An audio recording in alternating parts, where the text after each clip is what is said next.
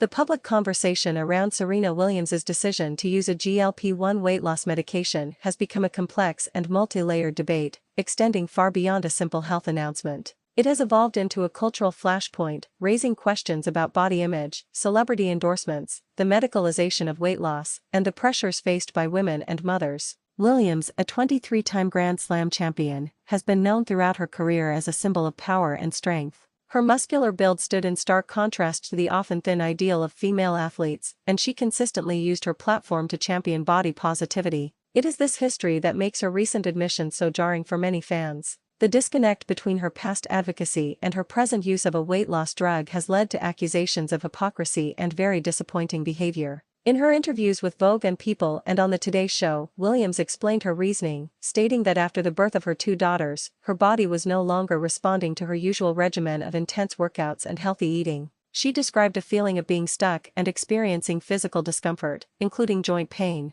She emphasized that the medication was not a shortcut, but a necessary tool to enhance everything that I was already doing. However, her defense has not quelled the criticism. One of the most significant points of contention is the perceived contradiction in her messaging. For years, she told women to love the body they have, yet her actions are now seen by some as a capitulation to a cultural pressure to be thin. The fact that she has become a patient ambassador for Ro, a telehealth company that prescribes GLP-1 drugs, has further fueled the backlash. The revelation that her husband, Alexis Ohanian, is an investor and board member of the company has led many to view her public statements as a carefully orchestrated marketing campaign. Critics argue that this arrangement blurs the line between a personal health journey and a commercial endorsement, casting doubt on the sincerity of her claims. Medical professionals and sociologists have also weighed in on the issue. Dr. Caleb Luna, a professor of feminist studies, noted that while Williams's openness could be a breakthrough for destigmatizing the drugs, it's also a little bit sad because it shows that even someone as strong and successful as Serena Williams can feel the immense pressure to conform to a certain body type.